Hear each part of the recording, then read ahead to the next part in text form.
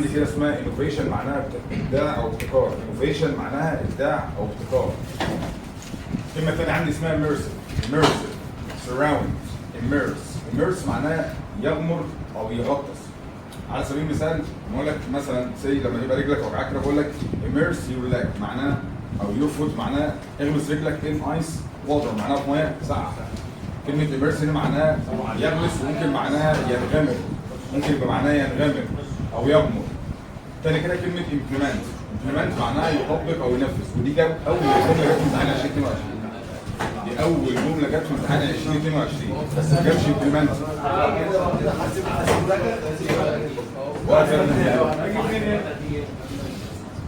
اول سؤال كان بيقول كده، بيقول تصميم السياسه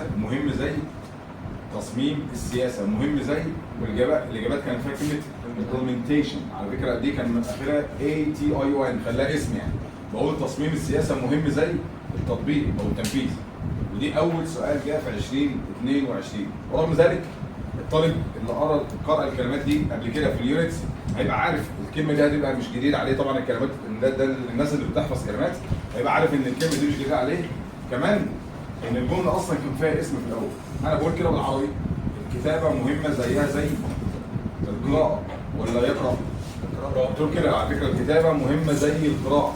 تاني كده انت دايما بتقول كده الجمله دي، بتقول الكتابه اسم مهمه زي القراءه. على فكره الناحيه الثانيه هتجيب اسم برضه. فالطالب المحترم اللي يعرف يفكر في السؤال ده، اولا مثلا انا شفت كلمه implement قبل كده ودي معناها ينفذ، يبقى implementation دي معناها تنفيذ ودي اسم، وانا عايز اسم، الاختيار كده هيبقى implementation. ودي اول سؤال في 2022. اللي بعد كده mass produced. خد بالك اي كلمتين ما بينهم داش والكلمه الثانيه دي تصريف ثالث يبقى دي صفر. تاني اي كلمتين ما بينهم داش او هايفن، والكلمه الثانيه دي تصريف ثالث بصفر. تمام كده؟ يبقى ينتج بكثره او منتج بكثره، دي اسمها mass produced.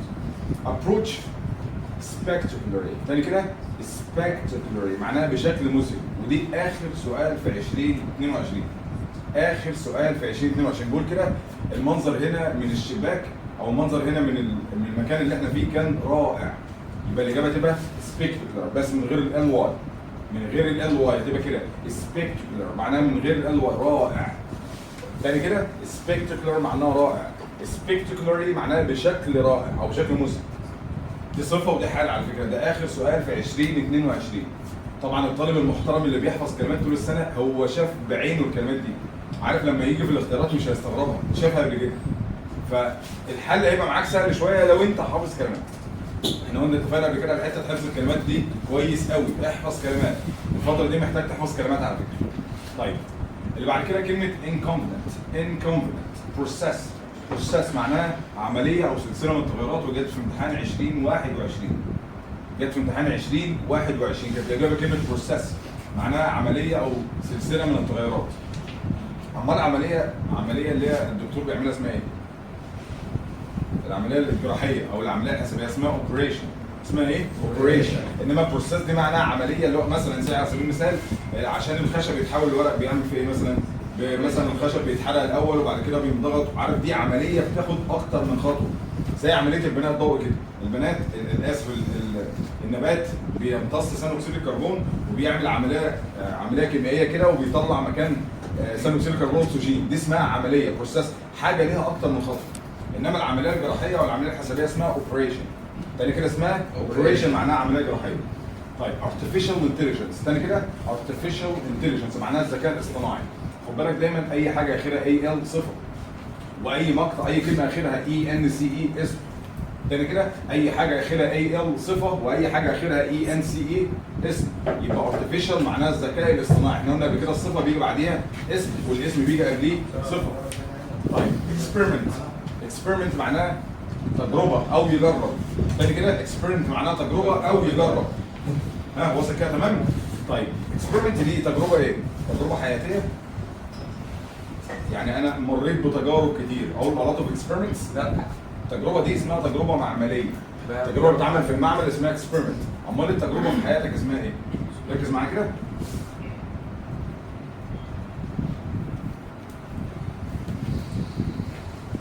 انا عندي الكلمه دي اسمها experience. اكسبيرينس معناه ايه؟ معناها خبره ومعناها خبرات. ايوه يا مستر، دي مالها ومال اللي احنا بنقوله من شويه. انت بتقول لي دلوقتي موقف او تجربه، صح كده؟ لو انت عديت بموقف او تجربه في الحياه ممكن تقول عليها كده an experience. تاني كده an experience معناها دي معناها تجربه حياتيه انا مريت بيها. عايز اقول لك مثلا لما كنت مسافر انا مريت بتجربه صعبه جدا في السفر، يبقى an experience. طب يا مستر experience من غير الاداء سيادتك دي معناها خبره وخبرات ما بتتجمعش على فكره. يعني انت عايز تقول انا عندي خبره كتير في الشغل ده، اقول a lot of experience. طب انا عندي خبرات كتير تبقى a lot of experience برضه. تمام كده؟ دي معناها خبره او دي معناها دي معناها موقف او تجربه حياتيه. حلو كده؟ طب لو عايز اقول تجارب، حط لها صح تبقى experiences. تاني كده experience. واحد يقول لك مستر مش انت قلت لي الكلمه دي ما بتتجمعش؟ ايوه ما بتتجمعش لما يبقى معناها خبره، انما هنا مش معناها خبره، هنا معناها ايه؟ تجارب او مواقف. يعني عايز اقول مثلا جدي راجل كان مكافح وكان عدى بتجارب كتير في حياته. اقول experience ولا experiences؟ experiences دي معناها تجارب او مواقف على فكره. يعني انا بقول انا عندي خبره في المجال ده. طب عندي خبرات experience برضه. وصل كده. انما كلمه اكسبيرمنت اللي عندك في النوت دي معناها تجربه عمليه، حاجه خاصه بالعلم شويه. تمام كده؟ طيب بعد كده كلمه سنسور، استرونوت، سبيس كرافت، يونيفيرس معناها الكون. يونيفيرس معناها الكون. لما تحط لها اي ال يونيفرسال معناها ايه؟ يونيفرسال عالمي. ما احنا اتفقنا لما اضيف اي ال الكلمه تخليها صفر، صح؟ ده يونيفرس يعني العالم او الكون. لما تحط لها اي ال بقت عالمي. وصل كده؟ يونيفرسال معناها عالمي. استرونومر معناها عالم الفلك. سولار سيستم سيرفيس. دراجز معناها عقاقير يعني دواء، ممكن معناها مخدرات. على فكره ممكن وانت ماشي بره لما حد ربنا يكرمه كده وسافر بره على فكره في بلاد هتلاقي مكتوب كده دراج ستور. دراج ستور معناه مش محل مخدرات، على فكره دي صيدليه. دراج ستور ده معناه صيدليه على فكره، ممكن يتقال عليها كده دراج ستور. تمام كده؟ ريكوردز اوبريشن معناها عمليه جراحيه او عمليه حسابيه. اوبريشن معناها عمليه جراحيه او عمليه حسابيه. تريتمنت معناها علاج. علاج. سيرجن جراح. سيرجري معناها جراحه. سيرجري معناها جراحه، اللي بيعمل العمليه نفسه اسمه سيرجن يعني جراح. بيوند معناها ما وراء او خلف. ايماجينيشن سبيكرز معناها سماعات. ديستانت معناها بعيد. كومبتيتيف معناها تنافسي. يعني ايه تنافسي؟ هقول لك مثلا الدوري هنا او اللعب هنا في المنطقه دي لعب تنافسي. يعني ايه؟ عارف اللي هو ايه؟ في اكتر من حد بينافس. واحد كده بيقول لك على فكره احنا اسعارنا اسعار تنافسيه. يعني ايه؟ يعني مثلا السوق بيبيع ب 20 احنا بننافس السوق، احنا بنبيع اقل. فدي اسمها كومبتيتيف. مستر هي دي صفه ولا اسم ولا حاجه؟ والله مستر متقال قبل كده معظم الكلمات اللي اخرها اي في اي صفر. تاني كده معظم الكلمات اللي اخرها اي في اي تعامل معامله الصفر، يبقى دي صفه على فكره. تمام كده؟ اودينس فيجوالز معناها مؤثرات بصريه. معناها مؤثرات بصريه. ركز معايا كده. فيجوال بس لوحدها معناها ايه؟ بصري، صح كده؟ مش دي صفه؟ فيجوال بس لوحدها معناها بصري. فيجوالز معناها مؤثرات بصريه. opportunities باكج. تاني كده باكج. تمام كده؟ معناها التعليف او التغليف نفسه. باكجينج.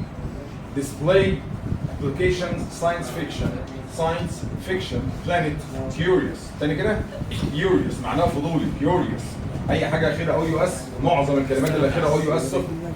تاني كده معظم الكلمات اللي اخرها او يو اس صفر على فكره. constantly. تاني كده constantly معناها باستمرار. طب لو عايز اقول مستمر permanent معناها دائم. minus concur معناه يغزو او يخضع او يقهر. survive evidence charge illustrated book. تاني كده illustrated book معناها كتاب مصور. تاني كده illustrated book معناها كتاب مصور. global warming argumentative. تاني كده argumentative معناها جدلي. خد بالك اي حاجه اخرها اي بي صفر زي كلمه بص كده زي كلمه immersive اهي. في معظم الكلمات بنسبه 98% اللي اخرها اي بي اي تعامل معامله الصفر. تمام كده؟ يعني ايه كلمه argumentative اصلا بالعربي؟ جدلي. يعني ايه جدلي؟ اقول لك والله الموضوع اللي انت اتكلمت فيه ده موضوع جدلي، يعني عارف في كلام كتير حواليه. جدلي argumentative. تمام كده؟ دي صفه. اللي بعده بقول كلمه evolve معناها تطور. evolve معناها تطور. recycle method device prediction practical. تاني كده practical اخرها ايه؟ اخرها ايه قوي صح؟ اخرها ايه قوي صح؟ يبقى ده صفر اهو مكتوب جنبها على فكره كلمه adjective يعني صفر تمام كده؟ adverbs educational. تاني كده educational مش idiom، ما اسمهاش idiom على فكره اسمها educational. الدي واليو لما بيجوا ورا بعض بيطلع صوت زي educational معناها تعليم. بص كده اخر حرفين ايه؟ AL دي صفه educational. بص traditional برضه معناها تقليد، دي صفه على فكره برضه traditional. research sheet paper thin. تاني كده paper thin دي معناها ايه؟ جدا اللي هو زي الورقه برفع الورقه يعني دي صفه على فكره. paper thin مش معناها ورقه رفيعه، لا دي معناها الحاجه دي رفيعه قوي برفع الورقه paper thin تمام كده. major liquid advance explore balance temperature مش temperature اسمها كده temperature. ثاني كده temperature معناها درجه الحراره تمام. decade fitness wonder دي نقطتين comment comment. ثاني كده comment comment لو قلت comment معناها تعليق، لو قلت comment معناها يعلم تمام كده. انت تمشي اسم وتمشي فعل. impact معناها تاثير ومعناها يؤثر، تمشي فعل وتمشي اسم، تمشي فعل وتمشي اسم impact تمام كده. roll معناها بقره وممكن يبقى معناها يتدحرج. scale معناها ميزان او على نطاق واسع، scale معناها على نطاق واسع. involve معناها يتضمن او يتورط. تاني كده involve معناها يتضمن او يتورط، ودي كانت في امتحان 2021 في السؤال مش في الاجابه. دي كانت في السؤال مش في الاجابه. involve معناها يتضمن وصل كده يتضمن. difficulty معناها صعوبه. cheaply معناها بشكل رخيص. unfortunately تاني كده unfortunately معناها لسوء الحظ. require create hidden degree freezing shortly products monitor shape technology series. تاني كده series. بص اكسر بعد الار series. امال خطير يعني ايه؟ سيريا. بص بعد الار افتح سيريوس تمام. يبقى خطير سيريوس او حازم او جد يعني سيريوس، انما دي اسمها سيريس اكسر بعد الار كسره صغيره كده تمام. اكسبيرينس اللي احنا قلنا على ايه معناها تجربه ويجرب، بس لو عايز تقول عليها تجربه لازم تحط قبلها ان عشان معناها تجربه واحده تمام كده. وممكن يبقى معناها يجرب على فكره، ودي جت في امتحان 2022 كان مكتوب كده ويل بيجي بعدها فرق بين في المصدر. حلو. الاختيارات كلها كان فيها اكسبيرينس بنضاف لها ان جي، ومره بنضاف لها اس، ومره بنضاف لها اي دي، واحده زي ما هي كده بس حتى انا مش عارف اترجم، هي ويل بيجي بعدها فرق في المصدر تمام. اكسبيرينس معناها خبره، ومعناها خبرات، ومعناها تجربه، وممكن معناها كمان يجرب اكسبيرينس تمام. condition exist similar potentially. تاني كده potentially معناها ايه؟ من المحتمل. تاني كده potentially معناها من المحتمل. طب محتمل بس لو عايز اخليها صفر بس شيل ال واي. تاني كده تاني لو عايز تخليها صفر بس خليها potential، شيل ال واي بقت صفر خلاص خلص تمام. يبقى عشان تخلي الصفه حل معظم الصفات عشان تخليها حل بتضيف لها ال واي. زي كلمه unfortunate معناها مش محظوظ، لما اقول unfortunately معناها يسوء الحظ. وصل كده تمام. spectacular اللي هي رائع، لما اقول spectacularly معناها بشكل رائع او بشكل مذهل تمام كده. blog recently معناها حديثا، برضه كلمه recent بس لوحدها كده معناها حديث. recently معناها حديثا او بشكل حديث، دي برضه خليتها حاجه. earn discuss dishwasher support دي اسمها ايه؟ داتا مش داتا على فكره، ما اسمهاش داتا. انا كنت بنطقها زيك على فكره داتا عادي، الطبيعي بتاع الناس كلها داتا يعني، بس هي اسمها كده داتا اسمها كده داتا تمام كده، هي اسمها كده على فكره ايا كان بقى. بص عشان كده دايما حاول بقول لك دايما حاول تسمع الانجليزي من اهل اللغه عشان هم يفيدوك اكتر، هيوفر عليك مسافات. يعني سي لو انا بنطق الكلمات دي كلها صح هتلاقي 3 4 كلمات كده هم بينطقوا بطريقه معينه، ما تاخدهم منهم بقى يعني عارف تاخد بقى النطق كله منهم يعني، ولكن برضه مش توصل للمرحله دي غير بعد شويه تمام. دي اسمها داتا تمام. وعلى فكره لما بيجي ينطقها كمان بسرعه بقول داتا بيحول التيل ده داتا على فكره بينطقها كده كمان يعني تمام. replace step powerful اي حاجه اخرها اف يو ال، اي حاجه اخرها اف يو ال صفر، زي powerful زي careful صح كده، زي كلمه helpful معناها مساعد. extreme expand collect results normal electric اخرها ايه؟ اخرها اي سي صفر، اخرها اي ال صفر تمام كده. distances معناها مسافات. equipment equipment معناها معدات، ودي ما بتتجمعش، ومفيش حاجه اسمها equipments، هي معدات يعني equipment، هي زي ما هي كده. تمام كده؟ injury measure معناها يقيس ومعناها قياس، وممكن يبقى لها معنى تاني اللي هو اجراء. معناه اجراء على فكره. اقول انا عشان أنا مثلا وانا معدي المطار كان في شويه ميجرز. يعني ايه ميجرز؟ معناها شويه اجراءات. ميجرز لو حطيت لها حرف الاس يبقى معناها اجراءات. تمام؟ بص كده الكلمه دي accurately معناها بدقه. accurately لو انا شلت ال واي يبقى معناه ايه؟ دقيق. تمام كده؟ معناها دقيق على فكره. لو شلت ال واي خليها صفه. factories machines shop assistant the wild fuel healthy اي حاجه اخرها واي صفر. زي كلمه روك يعني ايه؟ روك صخر. لما تحط له واي تبقى روكي معناه ايه؟ صخري. الحاجه الارض دي ارض صخريه. كلمه ويند يعني ايه؟ هي ويندي يعني عاصفه. الحاجه دي عاصفه وفيها رياح شديده يعني. تمام؟ كلمه ساند يعني ايه؟ ساندي لا مليئه بالرمال وفيها رمل كتير. ساندي. على فكره الواي معظم الكلمات اللي بنضيف لها واي في الاخر بتخليها صفر. معظم الكلمات اللي بتضيف لها واي في الاخر بتخليها صفر. تمام كده؟ طيب improve perform robot recognize. تاني كده recognize معناه يدرك او يعرف. بتساوي كلمه ايه؟ recognize بتساوي كلمه ايه؟ نو بتساوي كلمه نو يعني يعرف. recognize معناه يدرك او يعرف، وكلمه نو معناه يعرف برضه. تمام؟ human معناه بشر او بشري. task field. بص بقى الكلمتين دول advantages. بص ممكن تسمعها كده advantages من غير التي. على فكره ممكن تسمعها كده advantages وممكن تسمعها كده advantages من غير التي. الاثنين صح. في اللجنه الامريكي المتقدمه شويه، مش كل الناس بتتكلمها برضه في امريكا. لما يجي حرف الان وراه تي بيشيل التي. advantages على فكره بيشيل التي خالص. تمام؟ عيوب اسمها disadvantages. تمام؟ environment terrible calculator businesses organization article solar energy expressions connect director quality معناه ايه؟ الجودة. امال كواليفاي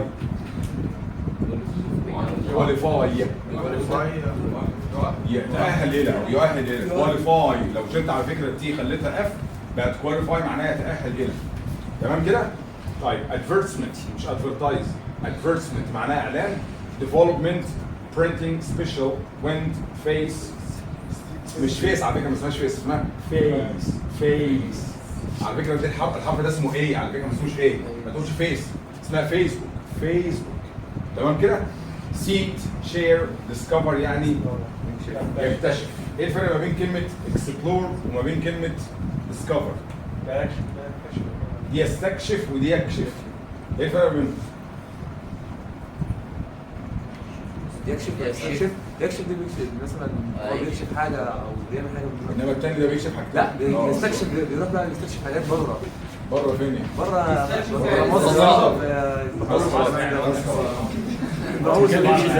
بس خلاص. انا اسف على السؤال. انا كنت عايز اسال عشان ده انا عايز اسال بالعربي. بس انا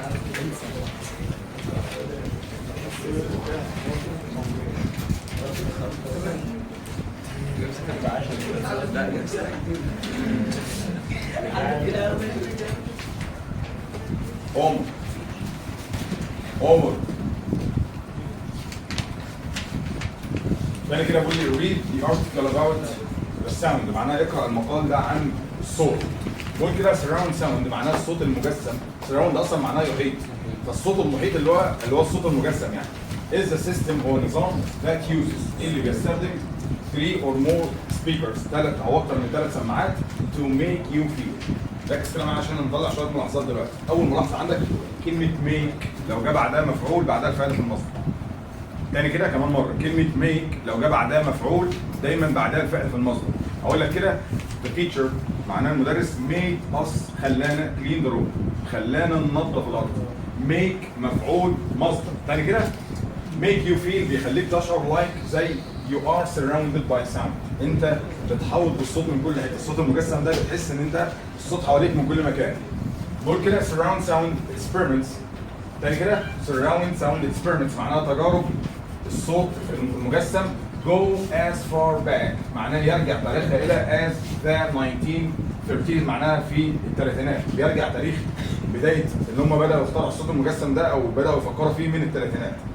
ان فاكت في الواقع the technology معناها التكنولوجيا was first introduced قدمت لاول مره. ده زمن ايه؟ was first introduced ده زمن ايه؟ ماضي بسيط مبني للمجهول. بص was تصريف ثالث was تصريف ثالث. طب هو عامل الجمله دي في الماضي ليه؟ عشان في ان وتاريخ في الماضي. لما تلاقي ان وتاريخ في الماضي يبقى الجمله دي ماضي بسيط. واحد ممكن اسال سؤال كده، كلمه تكنولوجيا يعني ايه؟ تكنولوجيا حد يقول لي كده بالانجلش التكنولوجيا مهمه؟ تكنولوجيا تاني كده بقول تكنولوجي از امبورتنت صح؟ امال هنا قال ده ليه؟ مع ان الطبيعي اصلا ان احنا بنتكلم عن التكنولوجيا في العموم. انا بتكلم على صوت معين في حاجه معينه. برافو برافو. بص هو بيتكلم هنا على النظام ده، هو بيتكلم على حاجه معينه على فكره. على سبيل المثال مثلا انا بقول لك اديني فلوس بس ما حددتش، بقول لك جيف مي ماني صح؟ طب انا عايز اقول لك اديني الفلوس اللي عليك، بقول لك جيف مي ماني، اديني الفلوس اللي عليك. على فكره بتكلم على حاجه معينه، عشان كده بنقول ان كلمه ده دي معناها اداه تحديد، يبقى انت بتتكلم على حاجه معينه. الطبيعي خالص ان كلمه تكنولوجيا اصلا ما بتاخدش اداه، ده الطبيعي، بس انا حطيت قبلها ده لان انا بقول لك التكنولوجيا دي. على فكره بقول ده تكنولوجي was first introduced، التكنولوجيا دي بالاخص يبقى انا بتكلم على حاجه محدده تمام. was first introduced in 1940 في 1940 in the Walt Disney film فانتازيا في افلام ديزني which ينعاد عليها على افلام which used fantasound اللي كانت بتستخدم نظام حاجه شبه الصوت المجسم كده، حاجات شبه الصوت المجسم كده. بيقول this was a system او يعرفك يعني ايه كلمه fantasound. this was a system ده كان نظام designed. يعني ايه ديزاين؟ مصمم جدع برافو جدع زي الفل مصمم. على فكره انا قلت لك دايما التصريف الثالث للفعل يديك اسم المفعول، فاكر لما قلت لك كلوز يعني ايه؟ في الكلوز يعني مقفول صح او مغلق صح كده؟ يبقى designed معناه مصمم to totally immerse the audience in the film like the visual stills. تاني كده؟ تاني النظام ده كان معمول علشان يخلي الجمهور immerse. معناه يعني ايه immerse؟ ينغمس، عارف اللي هو يندمج في الفيلم قوي. in the film like the visuals did زي المؤثرات البصريه بالظبط. يعني الصوت مهم زي الصوره، يعني اللي هو كان حتى بيهتموا بالصوت قوي عشان يدخلك في اجواء الفيلم قوي يعني. تمام كده؟ بيقول كده unfortunately لسوء الحظ it was too expensive to implement. تاني كده it was too expensive to implement معناه التكلفه دي او النظام ده كان غالي جدا انك تطبقه. بص كده القاعده دي to الصفه تو والمصدر. تاني كده تو الصفه تو والمصدر. امتى بنستخدم الطريقه دي؟ مع الحاجات السلبيه. يعني ايه؟ عايز اقول لك الشاي كان سخن جدا لدرجه ان انا مش عارف اشربه. اقولها ازاي بالانجلش؟ بص كده اقول the drink معناه المشروب، the drink معناه المشروب، was يعني كان. بص كده الجمله الجايه دي too hot to drink معناه ايه؟ ان الشاي سخن جدا لدرجه ان انا مش عارف اشربه. على فكره تاني كده was too hot to drink سخن جدا نشربه، يعني مش عارف اشربه اصلا. على فكره الطريقه دي بتستخدم مع الصفات السلبيه بس. انما عايز اقول لك الماتش كان حلو جدا لدرجه ان احنا اتفرجنا عليه، لا مش هستخدم دي.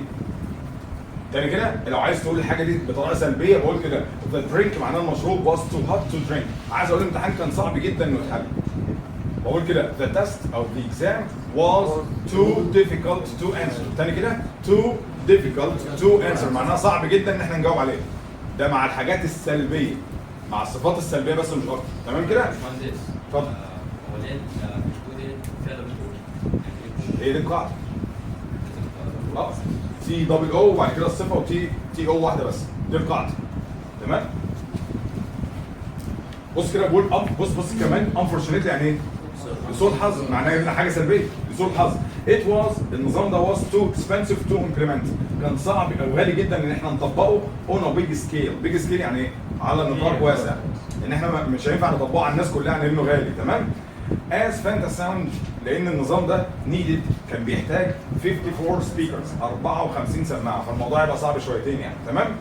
it wasn't until 1975 ولحد سنه 1000 او اللي قبل سنه 1975 with the invention مع اختراع the Dolby stereo نظام الستيريو بقى اسمه دولبي requiring الذي كان يتطلب just for basic speakers تقريبا بس 4 سماعات اساسيه. بيسك معناه اساسي، بيسك مش بيزك. على فكره بتنطق بالسين مش بيزك على فكره، بيسك. تمام كده؟ تمام؟ بقول النظام ده كان محتاج بس 4 سماعات، ده اللي سراوند ساوند الصوت المجسم بقى became practical، بقى حاجه ايه؟ عمليه. became practical معناه بقى حاجه عمليه، خلاص بقى الموضوع ما عادش صعب زي الاول يعني. it was used spectacularly. تاني كده it هنا عايد على ايه؟ على النظام اللي هو الدولب ده، بس was used معناه ايه؟ استخدمت، ده مبني المجهول، ده ماضي بسيط مبني المجهول على فكره. was used معناه استخدمت، بص spectacularly. تاني كده spectacular معناه ايه؟ بصوره رائعه. تاني كده بشكل رائع. سؤال، هو انت ليه هنا جبت حل من الصفر؟ ليه ما قلتش spectacular بس؟ لو انت بتوصف النظام نفسه هتقول عليه رائع، انما انت بتقول هو كان بيستخدم بشكل رائع. انت هنا مش بتوصفه هو، انت بتوصف استخدامه. طب توصف استخدامه، لما تيجي توصف الاسم خد صفه، وتيجي توصف الفعل خد حال. على سبيل المثال انا بقول منى تكون سريعه، اقول كويك ولا كويكلي؟ تقول له مستر ثواني، انت بتوصف مين؟ منى دي اسم يبقى كويك. طب عايز اقول منى بتطبخ بسرعه ولا سريعه؟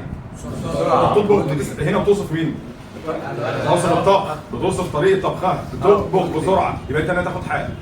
ها وصل كده؟ فانا بقول لك هو كان بيستخدم بشكل رائع، بصوره رائعه، مش هو اللي رائع، لا ده كان في الناس بتستخدمه بشكل رائع. تمام كده؟ It was used spectacularly in the film Star Wars.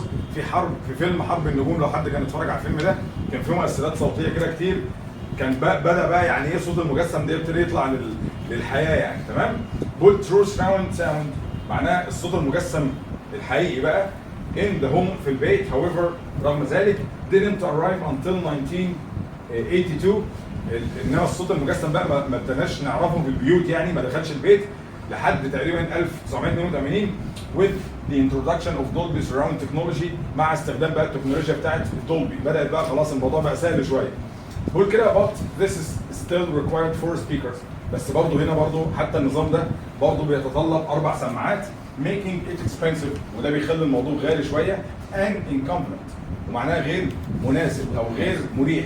تاني كده incompetent. على فكره ممكن اقول احمد اتصل عليا امبارح في وقت غير مناسب. incompetent، انا كنت بعمل حاجه، انا كنت مشغول، اسمها incompetent معناها غير ملائم او غير مريح. الاثنين صح على فكره. طب سؤال، ليه جبت صفه؟ لان قبلها بص اللي قبل اند زي اللي بعدها. عود نفسك دايما اللي قبل اند زي اللي بعدها، قبلها ان جي بعدها ان جي، قبلها ماضي بسيط بعدها ماضي بسيط، قبلها اسم بعدها اسم، قبلها صفه بعدها صفه. ده عود نفسك دايما اللي قبل اند زي اللي بعدها. اند اور. تمام كده؟ يقول ناو حاليا في الوقت الحالي a whole new approach. تاني كده a whole new approach معناها نظام جديد بالكامل. a whole new approach معناها نظام او طريقه او مذهب جديد بالكامل has been developed. ماضي بسيط. ده مضارع تام مبني المجهول. تاني كده مضارع تام مبني المجهول. تاني has been developed by scientists معناها بواسطه العلماء. عود نفسك دايما لما تلاقي كلمه باي غالبا في الجمله، غالبا الجمله دي مبنيه المجهول بنسبه 99%. تاني كده تاني لما تلاقي كلمه باي وبعدها اسم غالبا بنسبه 99% الجمله دي مبنيه المجهول. عايز اقول لك البيت ده اتبنى بواسطه احمد. عايز اقول الطريق ده اتعمل بواسطه العمال. اتعمل اترسم اتكتب. على فكره دايما بتلاقي مبني المجهول. كلمه باي من الكلمات المهمه قوي اللي بتقول لك لا بص رايح دماغ الجمله دي مبنيه المجهول. تمام كده؟ باي ساينتست بواسطه العلماء at the Chemnitz University of Technology in Germany في جامعه تشيمنست في التكنولوجيا في المانيا which هنا عدى عليها جامعة ازاي؟ uses يعني ايه؟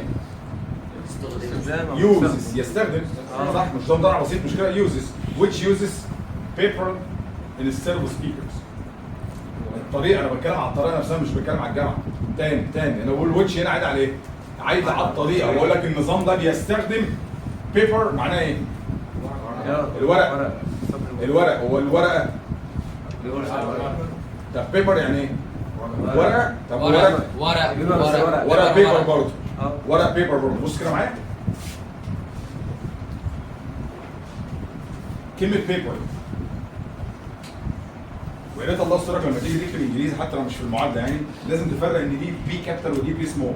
فما تكتبليش كده في الجمله اي بلاي. على فكره اللي انت كاتبها دي على فكره في كابيتال. ما تكتبليش كابيتال في نص الكلام بس عشان ما حدش يضحك عليك يعني. تيجي تكتب بص اي بص السمول تحت السمول تحت مع اخواتها، دي اخواتهم، دي سمول على فكره. ما تكتبليش اي بلاي، ما تكتبليش البي كابيتال كده في نص الكلام عشان ما حدش يشتكي عليك بس. تمام؟ ركز معايا. انا عندي كلمه بيبر معناها ورقه او ورقه. ممكن يبقى معناها ورقه، ممكن يبقى معناها ورقه، يعني مصر ما بتتجمعش، لا بتتجمع. طب لو اتجمعت هيبقى معناها ايه؟ بص كده معايا، في حاجه ثانيه اسمها ا بيبر. ا بيبر هنا معناها ايه؟ الاوراق. جريده. ايه ده؟ جريده ازاي يعني؟ بص، ما انت لما حطيت لها ما عادش معناها علاقه بالورقه خالص. تاني كده كلمه بيبر لوحدها ما بتتجمعش، هي ورقه وورقه. لو عايز تقول ورقه او ورقه اسمها بيبر. يعني انا معايا ورقه واحده، اي هاف 1 بيبر. طب عايز اقول 20 ورقه 20 بيبر. مفيش بيبرز برضه، تمام؟ بيبرز. ركز معايا. انما لما تقول بيبر دي معناها جريده. لو قلت بيبرز بقى معناها ايه؟ جرايد. جرايد، ما دي جمع جريده، صح؟ دي معناها جرائد او مجلات يعني. واصل كده تمام؟ زي كلمه اكسبيرينس اللي احنا خدناها من شويه، كانت خبره وخبره. لما تحط قبلها ان بقى معناها تجربه، وممكن تقول اكسبيرينس معناها تجربه او مواقف. تمام كده؟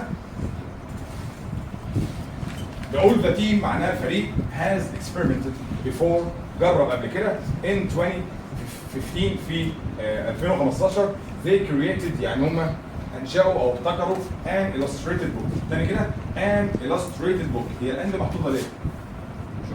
عشان بوك جدع يا برافو، عشان بوك اسم مفرد معدود. تاني كده an illustrated book معناها كتاب مصور. which هنا عايد على ايه؟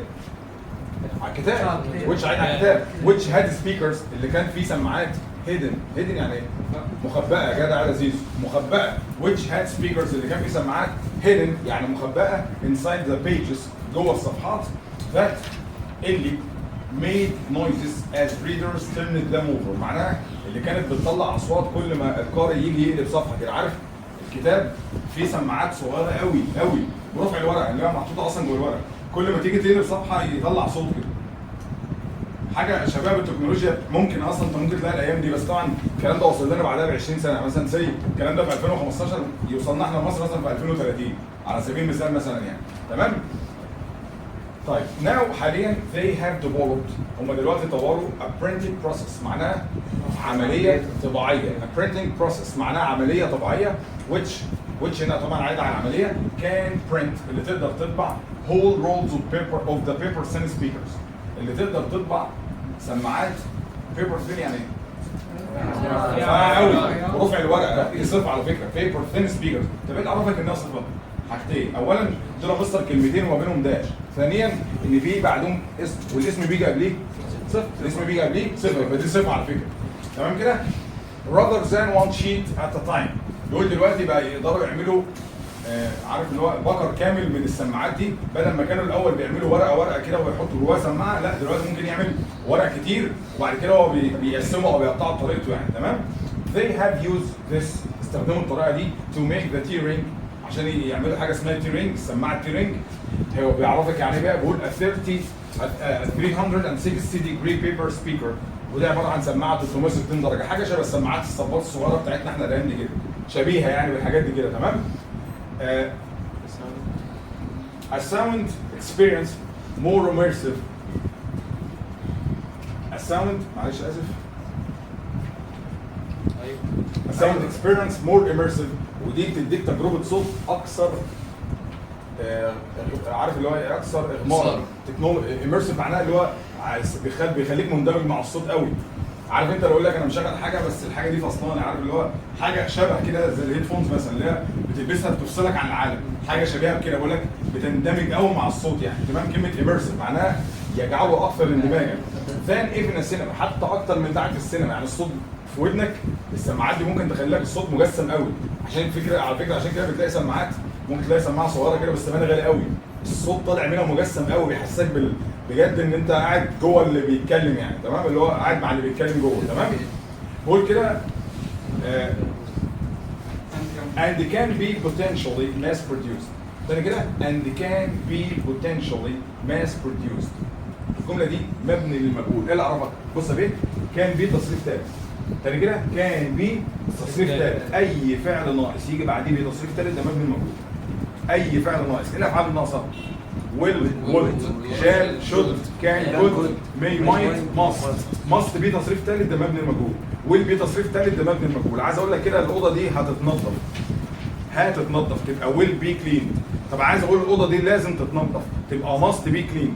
طب الاوضه دي يمكن تتنظف، كان او مايت بي كلين. على فكره هو اي فعل ناقص يجي بعديه بي، لو جبت اداه صيف ثالث يبقى ده مبني للمجهول. سؤال معلش، انا بقول كده كان بي بوتنشالي ماس بروديوس، هو ليه جاب هنا حال؟ وصف الفهم وصف الاسم. توصف الاسم ده صفر، ما اخترعش انجليزي. تاني كده الحال ليه كام مكان بالانجلش؟ الحال ليه كام مكان؟ ممكن يجي في 4 حتت، ممكن يجي قبل الفعل وبعد الفعل. تاني كده قبل الفعل وبعد الفعل، وممكن يجي قبل الصفر. تاني كده ممكن يجي قبل الفعل وبعد الفعل، وممكن يجي قبل الصفر. ما هي الماس بروديوس ده تصريف ثالث، صح كده؟ يبقى جاي قبلها ايه؟ حال. يجي قبلها حال. بقول كده ممكن ينتج، مش من المحتمل اللي هو ممكن ينتج at a competitive price، معناها بسعر تنافسي. a competitive price معناها بسعر تنافسي. بروفيسور هابلر from the university، في واحد عالم او دكتور في الجامعه بيقول predicts فعل. predicts معناه ايه؟ predicts معناه يتوقع. تاني كده predicts معناه يتوقع، ودايما لما تلمح كلمه predicts يبقى انت عايز تقول له المصدر. واحد بيقول كده انا اتوقع ان الدنيا هتمطر بكره، قول له المصدر. انا اتوقع ان مصر هتفوز بالبطوله، قول له المصدر. على فكره قول له دايما لما تلاقي كلمه predict يبقى انت عارف على طول ان الجمله اللي بعدها فقول له المصدر من غير ما تروح للجمله اصلا. تمام كده؟ predicts ذات بيتوقع ان one major use، استخدام اساسي of this new idea، للفكره الجديده دي. بص من غير ما تفكر، وفي يقول له مصدر will be، هيكون for audio advertising and packaging، هيكون علشان خاطر الاعلانات الصوتيه والتغليف الصوتي. عارف يعني ايه؟ اللي هو زي مثلا على سبيل المثال انت شاري منتج كده وجيت تفتحه فبيطلع مزيكا كده، اللي هو بيطلع صوت. على فكره ده بيحصل بس طبعا مش عندنا يعني. تمام؟ احنا عندنا في العدد بس اي 3 ب 110. تمام؟ اللي هو ده حاجه صوتيه احنا بنقولها. تمام؟ اخلص ما تتكلمش.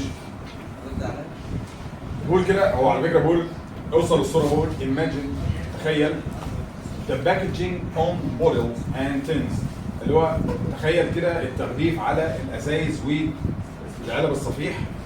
playing music، بيعزف موسيقى or adverts for you in your local supermarket، او بيعمل لك نوع من انواع الدعايه كده في السوبر ماركت. يعني انت ماشي كده تلاقي مثلا زي الزيت كان كده مثلا، او زيت ميه، اي حاجه يعني كان، وبتلمسها كده بتطلع صوت، بتعرفك المنتج بقى، وحاجه شبه بتتكلمك كده يعني، حاجه نوع من انواع الذكاء الاصطناعي شويه. تمام؟ كده كانت وصلنا بقى 2030 وصلنا دلوقتي يعني. طيب 2022 بالنص شايف المربع ده بالنص، خده من هنا حطه في الامتحان. تاني كده واي هاز، بس شديد واي هاز نو شاكرين، دي جت في الامتحان بالنص، اللي هو شالها حطها في الامتحان. الطالب بقى اللي بيقرا اليونتس اصلا حافظ كلمات، ايوه الحاجات دي انا شفتها قدام عيني، فلما تيجي تحل مش هتستغرب الامتحان. اللي هو الحاجات دي انا شفتها على فكره قبل كده، شفتها قبل كده، وصل كده. حتى لما تيجي تفكر هتفكر في حاجه عينك شافتها، درستها، حفظتها المفروض يعني، فالموضوع يبقى سهل. انما لو انت بقى مفيش لا بتحفظ ولا بتقرا اليونتس اصلا ولا حاجه خالص، هتحس ان الموضوع ده اصعب امتحان جه في التاريخ. يعني انت ما بتعرفش حاجه اصلا في الانجليزي. تمام؟ طيب يقول كده تين استرونومرز معناها علماء الفلك الشبان، is a website معناها هو موقع for young people للشباب who are interested in، اللي مهتمين بيه. تاني كده اللي are interested in، اللي مهتمين. هو هنا عايد على مين؟ الشباب. هو بتحل محل عقد، صح كده؟ who are interested in، اللي مهتمين. finding out معناه ايه؟ find لوحدها معناها كده، صح؟ find out معناها يكتشف. تاني كده بعضها اللي مهتمين باكتشاف about the world، عن العالم they live in، اللي هم عايشين فيه. if you have any burning questions. تاني كده if you have any burning questions. burning يعني ايه؟ مش محروق، لا هنا مش اسئله محروقه. لو انت ما عندك اسئله ملحه، اللي هو لو عندك اي سؤال سريع انا عايز تيجي في دماغك if you have any burning questions، معناه لو انت عندك اي سؤال ملح بليز من فضلك ايميل اس راسلنا على الايميل ده، وقام جاي كاتب الايميل بتاعه. السؤال اللي جاب 2022 بالنص كان كده why has not found any life outside of earth. ده السؤال بالنص اللي جاب 2022. طبعا الاختيار كان هيبقى كلمه nobody، هو كان كاتب في الاختيارات بقى everybody وsomebody ونobody وحاجه كمان، يعني اللي هو حاجه كمان. بس هو انا بقول ليه ما حدش لقى حياه؟ ليه محدش جه الحفله. why has nobody come to the party، معناها ليه محدش جه الحفله. تمام كده؟ مش ليه الناس كلها جت الحفله، لا بقول ليه محدش جه الحفله. بقول كده why، لماذا، has. الطالب المحترم طبعا عارف ان has دايما عطف في ثالث الفعل، ده وش. why has nobody found any life outside the earth. ده واحد اسمه طارق عمره 17 سنه من الزقازيق من مصر بعت السؤال ده. لا طارق مش سلعه، اسمه طارق. فاللي ماسك الموقع بيقول له كده thank you for your question طارق، شكرا على سؤالك يا طارق. astronomers like us، اللي هم علماء الفلك امثالنا يعني، are constantly searching for planets، بيبحثوا دايما عن كواكب. بص كده هي دي ايه؟ searching صح، ده زمن ايه؟ مضارع مستمر، امون صغار، فعل فاين جي. شايف كلمه ايه؟ constantly. انا قلت لك الحال بيجي قبل الايه؟ قبل الفعل. تاني كده الحال يجي قبل الفعل. تاني يبقى في 4 اماكن للحال، قبل الفعل وبعد الفعل وقبل الصفر. تاني كده تاني. والرابعه بقى بعد كلمه very quickly، so quickly، extremely quickly، اللي هي very واخواتها، اي حاجه تبع very جدا. عارف لما تقول جدا بسرعه جدا، منى بتتكلم بسرعه جدا، محمد بيجري بسرعه جدا، اخويا بيطبخ بسرعه جدا. بسرعه جدا دي يبقى ممكن يجي بعد كلمه very واخواتها. يبقى الحل 4 اماكن، قبل الفعل وبعد الفعل وقبل الصفه وبعد very واخواتها. بص كده are constantly searching، معناه بص بيبحثوا بصوره دائمه. هو هنا مش بيوصفهم هم، انا بقول بيتكلم عن البحث، فده فعل، فهيوصفه بايه؟ بحال. هيجيله حال على فكره. are constantly searching for، بيبحث عنه، خد بالك من search بيجي بعدها for، يبحث عن planets، الكواكب. which هنا عاد على ايه؟ الكواكب، الكواكب غير عاقل. which may support human life، اللي ممكن بتدعم الحياه البشريه. but they are not easy to find، لكن مش سهل خالص انك تلاقي كواكب فيها حاجات ينفع نعيش بيها يعني. to start with، بدايه it's likely that، ده تقريبا شبه كده if such a planet exists، حتى لو في كوكب موجود it will be outside our solar system، هيبقى بره النظام الشمسي بتاعنا. حد فاكر حالات اف؟ حالات اف حد فاكرها؟ ما خدتوش حالات اف اصلا؟ لا مالكش دعوه بالبرشام، مالكش دعوه بالبرشام. ما جيتش بقول لك الحاله الصفريه. الحاله الصفريه والحاله الاولى، حد فاكر شكل الحاله الاولى؟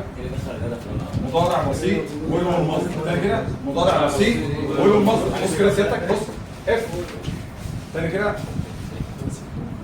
if it's likely that if، بص اف اهي such a planet exists، ده مضارع بسيط الناحيه الثانيه وله المصدر. تاني كده تاني الحاله الاولى الاف مضارع بسيط وله المصدر، مضارع بسيط وله المصدر، لقيت وله المصدر يبقى الجمله قدام مضارع بسيط. تمام كده؟ بيقول حتى لو في كوكب موجود it will be outside our solar system، هيبقى بره النظام الشمسي بتاعنا، احنا ما نعرفش لسه ما وصلناش لحاجه يعني. until we have invented the technology to get us to these planets we won't be able to study the condition there. والله يسترك بقى، خد بالك من المعلومه دي عشان ده مهم قوي. شايف الكلمه دي؟ ده ايه؟ ده زمن ايه؟ want. دي will منفيه. دي will منفيه. هي will ده زمن ايه؟ مستقبل مش كده؟ هي want دي will منفيه. ركز بقى معايا كده. قدامك حاجه من الاثنين مالهمش تاني. لما تلاقي الجمله الثانيه مستقبل، الاولى يا مضارع بسيط يا مضارع تام. كمان مره كده، كمان مره. لما تلاقي الجمله الثانيه مستقبل، الجمله اللي قبليها يا مضارع بسيط يا مضارع تام، ما تفكرش في اختيارات. انا عيني عايزه تشوف يا مضارع بسيط يا مضارع تام. طب المضارع البسيط حد فاكره؟ طب المضارع التام حد فاكره؟ طب نكمل. المضارع البسيط الفعل فيه اس والفعل في المصدر. يمشوا ايه تضيف للفعل اس؟ حاجه ثانيه بتساوي الفعل في المصدر، ده المضارع البسيط. المضارع التام هاف وهس تصريف ثالث. حلو كده؟ يبقى انت عينك لو لقت الناحيه الثانيه مستقبل، عايز حاجه من الثلاثه دول. يا فعل في المصدر، يا فعل فيه اس، يا هاف وهس وتصريف ثالث. هو كده تمام. عشان كده بقول لك راجع الازمنه الاسطر. والله لو رجعت الازمنه والله يبقى اسهل معاك بكتير على فكره، بكتير اقسم بالله. زي ما انتوا بتعملوا كده. بص انتل وي اهو هافن بين ده مضارع تام. بص المضارع التام على الناحيه الثانيه وله المصدر.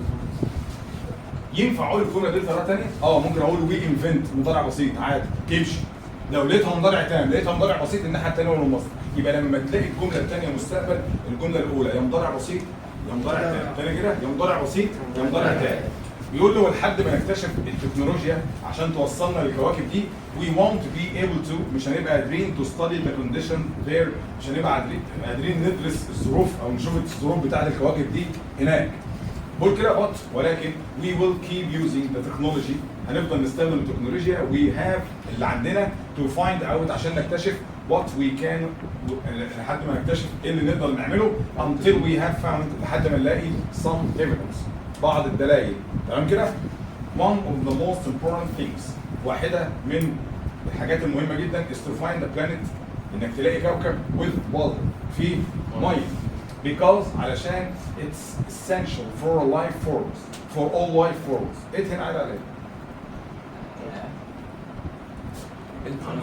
المية كده تاني كده علشان المية essential for معناه ايه؟ مهمة ليه؟ عشان المية مهمة جدا ل all life forms لكل اشكال الحياة. احنا كده كده كلنا محتاجين مية. تمام؟ World scientists معناها العلماء recently discovered بص discovered ايه؟ فعل قبلها ايه؟ حال. قبلها حال على فكرة recently معناها مؤخرا او العلماء مؤخرا اكتشفوا that in there is permanent liquid ان في سائل دائم permanent معناها دائم water في ميه بطريقه متدفقه او على طول يعني on Mars على كوكب المريخ which هنا عدى عليه ازاي على الناس ازاي كمل لا استنى مستر استنى انا مش هعرف اجاوبك الا لما اكمل بقيه الجمله على مش الناس هعرف اجاوبك لما اكمل بقيه الجمله. بص كده which made وده خلى a lot of people كتير من الناس excited منبهر يبقى ايه اللي خلى الناس منبهره؟ الميه وجود ميه اصلا على الكوكب مش الكوكب ما الكوكب موجود اصلا انت منبهر من ايه؟ which هنا عايده على اكتشاف الميه او على الميه نفسها which made وده خلى a lot of people كتير من الناس excited معناها منبهر. تمام كده after all بعد كل it's the closest planet to Earth تاني كده it is the closest planet معناها أقرب كوكب. تاني كده the closest planet مش close دي مش close على فكرة دي اسمها close دي اسمها closest معناها الأقرب it's the closest planet to Earth ده أقرب كوكب للأرض. however ورغم ذلك on average يعني إيه on average؟ في المتوسط on average معناها في المتوسط كده the temperature معناها درجة الحرارة on Mars على كوكب المريخ is about تقريبا minus 60 degrees Celsius تقريبا 60 درجة تحت الصفر. ده درجة الحرارة العادية.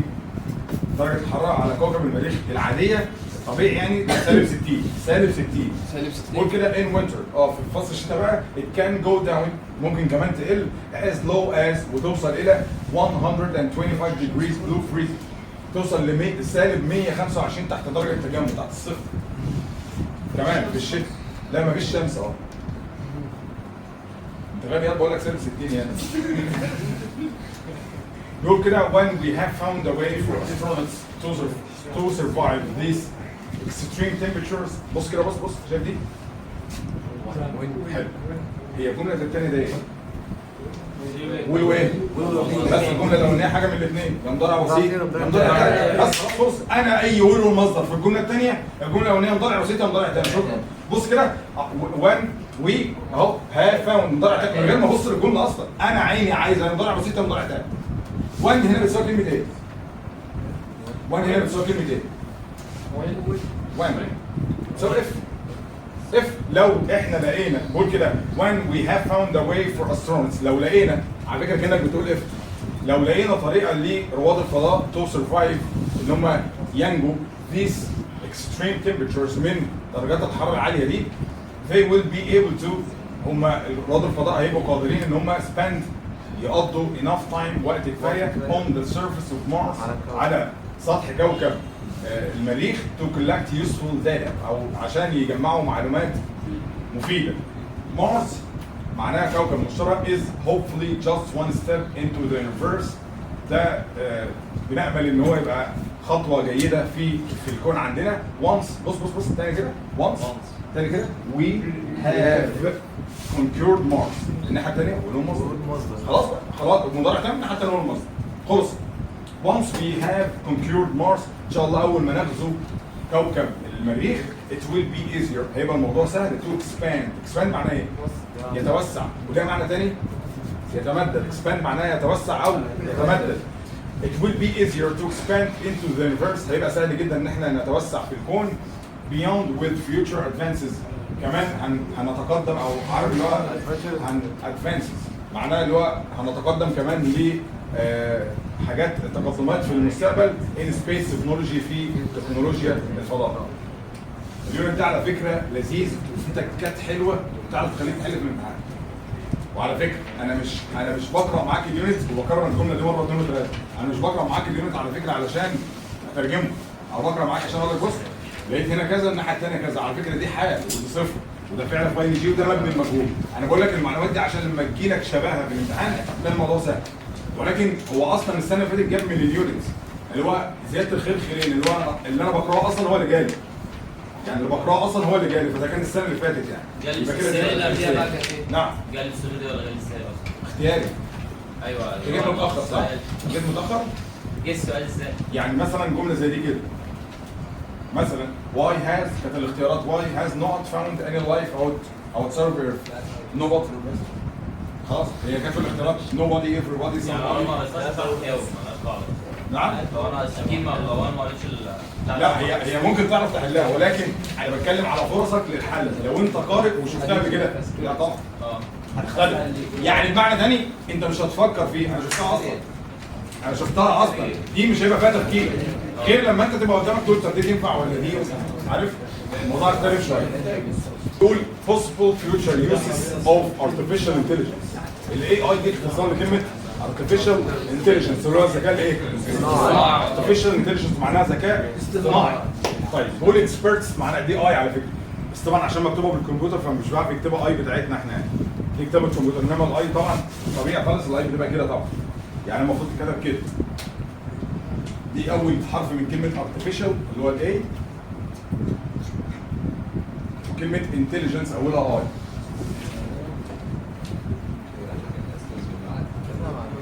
صوت رجال. artificial intelligence معناها على فكره دي اي اللي موجوده دي اي عندك على فكره تمام. وال experts معناها كل او الخبراء all agree كلهم بيتفقوا that in we will use more artificial intelligence in the future. ان احنا نستخدم مزيد من الذكاء الاصطناعي في المستقبل. But how will this affect our lives؟ لكن ازاي ده هيأثر على حياتنا؟ خد بالك من كلمة affect معناه يؤثر على will بيجي بعدها الفعل. طب will لما طلعت برضه في نص الفعل المصدر. دي قواعد ثابته will وراه مصدر جت في الاول في السؤال برضه في النص هيبقى فعل في المصدر. بقول كده factories معناها المصانع already use artificial intelligence معناها بالفعل بتستخدم الذكاء الاصطناعي to build cars عشان تصنع عربيات and machines وآلات. work العمل that اللي used to be done. تاني كده used to be done معناها اللي كان معتاد انه be done by factory اللي كان معتاد انه يتعامل بواسطه المصنع. workers factory workers معناها بواسطه العمال is now done دلوقتي بيتعمل by computers معناها بواسطه الكمبيوتر. in the next few decades تاني كده in the next few decades معناها في السنين القادمه. decades معناها 10 سنين. كلمه decade معناها 10 سنين. انا بقول في عشرات السنين القادمه او في السنين القادمه. computers معناها الكمبيوتر will also do some work هيعمل كمان بعض الاعمال that is now done اللي بتتعمل دلوقتي by office workers بواسطه الموظفين and shop assistants والبياعين. that means ده معناه many shops and businesses ان في محلات كتير وفي اعمال كتير won't need to close مش هتضطر ان هي تقفل. ليه؟ لان الكمبيوتر اصلا هيبقى هو اللي بيشتغل فمش مضطر انت تقفل يعني. they will be open for 24 hours. المحلات او الاماكن دي هتبقى مفتوحه ل 24 ساعه تمام كده؟ بقول when you see the internet لما تيجي تستخدم when you use the internet معناه لما تستخدم الانترنت artificial intelligence quickly الذكاء الاصطناعي بسرعه. بص quickly دي حاجه جايه بعدها كلمه ايه؟ نوز يعني يعرف. بص quickly نوز بيعرف بسرعه what you are interested in ايه اللي انت مهتم بيه and sends you. بص كده الله يسترك. بص sends ده زمن ايه؟ مضارع بسيط. طب ايه خليها مضارع بسيط؟ بص هو مكمل you are interested in and sends. وعلى فكره الذكاء الاصطناعي بيرسل لك هو لسه مكمل في المضارع. الجمله مضارع لسه مكمل في المضارع and اللي قبلها زي اللي بعدها تمام كده؟ sends you advertisement وبيبعت لك بيبقى اعلانات to sell you things عشان يبيع لك حاجات in the future. معناها في المستقبل artificial intelligence will know enough، الذكاء الاصطناعي هيعرف بقى بقدر الكافي about you عنك to be able to عشان يبقى قادر tell factories ان هو يبلغ المصانع to make things just for you عشان يخلي المصنع يعمل لك حاجه مخصوصه ليك انت بس. The things won't need to be mass produced معناها الحاجات او البضائع بعد كده مش عايزه مش هنحتاج ان احنا ننتجها بكثره. want to be mass produced لا تحتاج ان هي تنتج بكثره. على سبيل المثال انا عايز تليفون بمواصفات معينه، فالذكاء الاصطناعي هيوصل لدماغك فيقول للمصنع ما تعمليش بقى 50 ايفون 14 مثلا، لا ده واحد عايزه 14 على مثلا على 13، فاللي هو مش هينتج عدد كبير يعني. على فكره لو حد فيكم بيستخدم فيسبوك كده مثلا، لو دور على اعلان على ساعه ذكيه مثلا او ايربودز مثلا، تلاقي بعدها 500 اعلان. صح؟ انت في دماغك بتقول ده اشاره من ربنا بقى عشان ده على فكره ونعم بالله يعني، بس ده ذكاء اصطناعي اللي هو بيعرف اللي انت بتدور عليه اكتر حاجه ايه، فكل شويه يبعت لك اعلانات بتاعته. هو ده اللي بيحصل على فكره، ده الذكاء الاصطناعي، ودي حاجه بالمناسبه حاجه خطيره جدا يعني. في استخدامات بتبقى صعبه شويه للموضوع ده يعني. تاني كده many people معناها كثير من الناس think that بيعتقدوا ان بص self driving cars. تاني كده self driving ده ايه؟ صفر. ايه اللي عرفك بعدها كلمه cars؟ سيارات ذاتيه القياده will have replaced. استنى كده الله يسترك اهو. will have replaced ده زمن ايه؟ اسمه مستقبل تام. اسمه مستقبل تام. will have بتصريف ثالث. طب امتى بستخدم المستقبل التام؟ بص كده انا بقول لك على سبيل المثال انت مديني كده مهله اسبوع او شهر، فانا بقول لك ان شاء الله باذن الله الشهر الجاي او الخميس الجاي الاوضه دي will have painted. هاخدها منك؟ اللي هو هتاخد الاوضه دي هتستلم الاوضه مدهونه. will have painted. زي كده the room الاوضه دي will have او I will have painted the room. انا بقى اقول انا اللي هدي الاوضه دي وهتستلمها مني متشطبه. will have تصريف تاني، ده اسمه مستقبل تام. تاني كده اسمه مستقبل تام. يبقى will have لو هو رافع هيجي تصريف تاني. تاني كده will have لو هو رافع هيجي تصريف تاني. will have replaced هيتم استبدال traditional cars. العربيات ذاتيه القياده دي هتستبدل العربيات التقليديه within the next few decades خلال الايام او السنين القادمه. we will all be calling self-driving cars. هنقدر بعد كده نتصل بالعربيات ذاتيه القياده to take us علشان تاخدنا where we want to go في اي مكان احنا عايزينه. just like we call a taxi today. زي ما كاننا بتتصل على تاكسي بالظبط. ايوه كانك بتتصل على اوبر كده، بس انت بتتكلم عربيه عربيات الكهرباء. انت بتتكلم عربيه مش بتتكلم مع حد. العربيه دي هتجيلك عادي خالص يعني. تقول لها تعالى تيجي اهو. فبالنسبه لك انت طبعا سابق وراحك دي كانت اخر التطورات عندك صح؟ زي الفل. تاني كده ولا ركز معايا. بيقول soon معناه قريبا artificial intelligence will also be helping us. كمان هيبقى بيساعدنا to learn new skills ان احنا نتعلم مهارات جديده.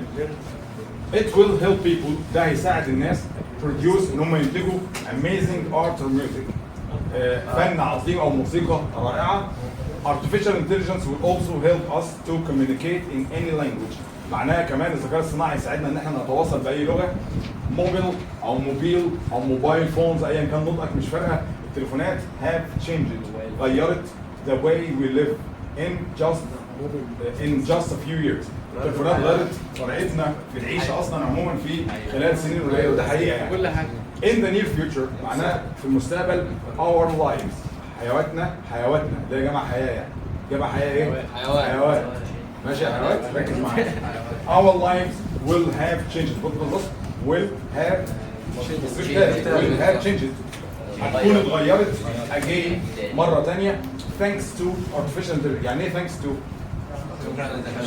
شكرا للذكاء الاصطناعي. بفضل بسبب. كلمة thanks to معناها بفضل او بسبب. بص بقى الكلمات دي كده، بص الكلمات ده الله يسترك. انا عندي كلمة اسمها cause of، وعندي كلمة اسمها reason for، وعندي كلمة اسمها due to، وعندي كلمة اسمها owing to، وعندي كلمة اسمها thanks to. الخمس كلمات معناهم واحد بسبب. او بفضل. تاني كده بقول لك كوز اوف، انا بقول لك مثلا على سبيل المثال الحادثه دي حصلت او ذا كوز اوف ذا اكسيدنت معناها سبب الحادثه. كوز اوف او ريزون واي، انا بقول لك او ريزون فور، بقول لك والله البرد اللي كان عندي ده كان ذا ريزون فور ماي ابسنس، معناها كان السبب بتاع الغياب بتاع ان انا ما جيتش يعني. معناه ايه؟ نعم؟ جزء جزء اف اوف because of معناها بسبب برضه، ما هي cause of او because of معناها بسبب، هما الاثنين واحد. تمام؟ بس because of ما ينفعش يجي قبلها ده. انما دي معناها السبب ليه، ممكن اجيب قبلها ده. تمام؟ الخمس كلمات دول على فكره معناهم بالعربي حاجه واحده بس، معناهم كده بص، علشان او بسبب. علشان بس خد بالك الخمس كلمات دول لهم قاعده واحده، لازم يجي وراهم اسم او فعل فاين جي. لازم على فكره، ما ينفعش حاجه ثانيه. تاني كده الخمس كلمات دول اي واحده فيهم على فكره معناها نفس الثانيه بالظبط. تاني كده cause of reason for due to owing to thanks to، الخمسه دول معناهم واحد وكلهم بيجي وراهم اسم او فعل فاين جي معناهم بسبب. thanks to معناها بفضل او بسبب الذكاء الاصطناعي، مش شكرا للذكاء الاصطناعي. تمام؟ شغالين في تشيبا بس نبقى عارفين يعني الدنيا ماشيه ازاي. Out of some planets in our solar system is rocky. rocky يعني ايه؟ صخريه. يبقى انا عايز بقول سطح بعض الكواكب عندنا صخريه، بس surface اللي هي سطح، اول واحده تبقى رقم دي surface، معناها سطح بعض الكواكب عندنا في نظامنا الشمسي تكون صخريه. الجمله الثانيه بقول she has made a great contribution to social media, social work in her neighborhood. ركز كده معايا، هي عملت مساهمه عظيمه made a great contribution to social work بالنسبه للعمل الاجتماعي in her neighborhood في الحي اللي هي عايشه فيه.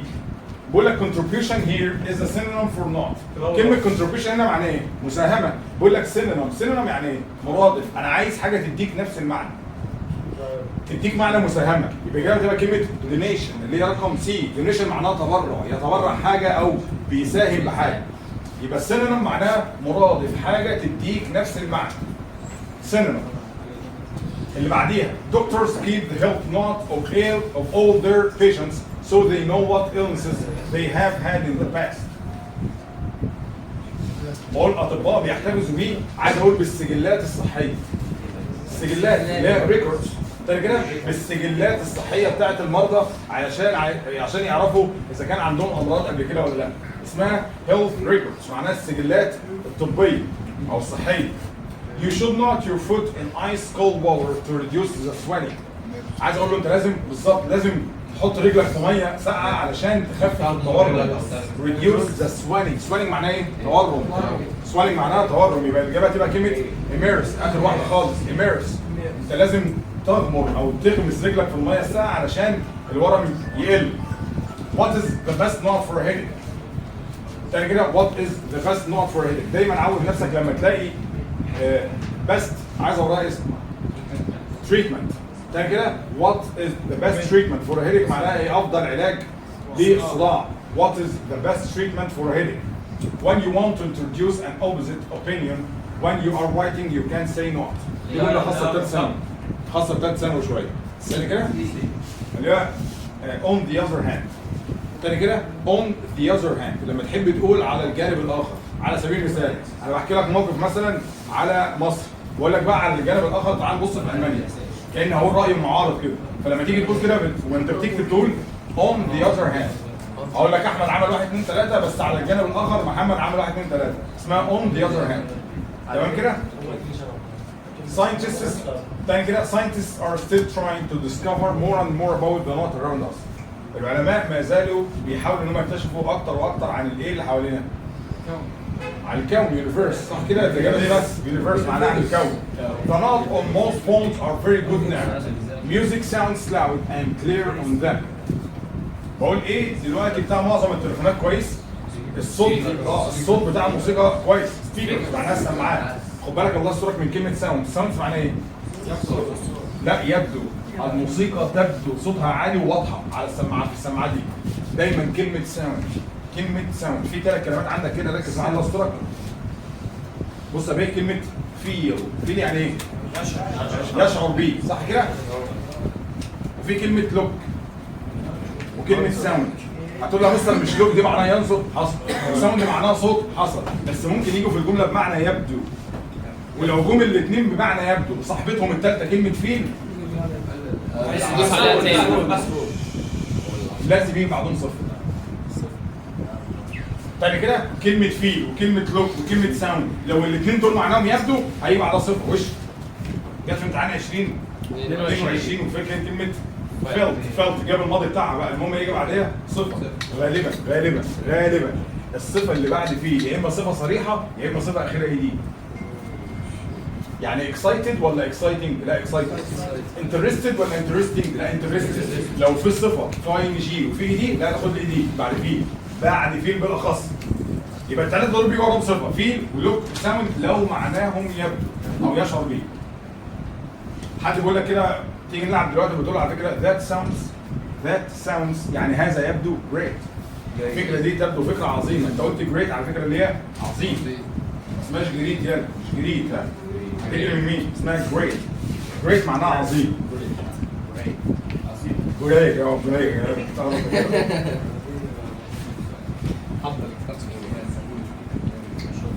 الجمله اللي بعديها بقول the shops are not by big buildings and it's the only small building in the road. وعايز اقول المحلات دي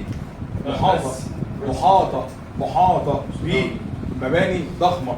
ده المبنى الوحيد الصغير على الطريق. هي surrounded معناها محاط بيه. جاي من كلمه الصوت المجسم surround system صح؟ او surround sound اللي هو الصوت المجسم. surrounded معناها محاط بيه. تمام كده عايز اقول البيت عندنا محاط بالاشجار. اقول كده our house is surrounded by trees معناها محاط بالاشجار. تمام كده؟ Noah had a big birthday cake in the shape of the purple.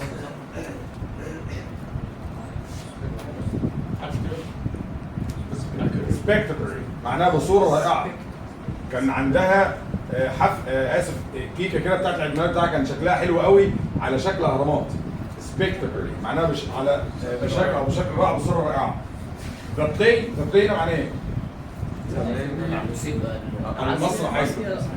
The play لو حطيت قبلها ذا دي ما عادش معناها يلعب خالص، دي معناها المسرحية. The play معناها المسرحية was so good كانت حلوة جدا ذات لدرجة بص بقى دي معناها جدا لدرجة أن مع الحاجات الإيجابية. فاكر السلبي؟ تو الصفة تو المصدر. دي بقى so good that كانت حلوة جدا لدرجة I was totally not in the story. I forgot I was in the theater. نعم؟ immersive معناها انا كنت مندمج قوي في القصه. انا نسيت اصلا ان انا كنت في المسرح. نسيت على فكره. totally immersive. هي immersive دي ايه؟ صفه ولا حال ولا فعل ولا اسم؟ لا انا منغمس او منغمس. دي صفه. لا دي صفه. صفه بيجي قبل ايه؟ حال. انا قلت لك في 4 اماكن الحال قبل الفعل وبعد الفعل ممكن يجي قبل الصفه. تمام؟ داوود معناه خشب goes through a knot which turns it into paper. الخشب بيمر بايه؟ عشان بيحوله لورق. عايز اقول عمليه بروسيس. تمام؟ بروسيس معناها عمليه. بس دي عمليه لها خطوات. بروسيس معناها عمليه لها خطوات. اوبريشن عمليه حسابيه. اكسبيرينس معناها تجربه وبروفيشن معناها مهنه. بروفيشن معناها مهنه او شغلانه يعني. تمام؟ الباقي واجب. باقي الصفحه دي واجب. باقي الصفحه دي واجب. ولو جات لكم يوم الثلاث هبص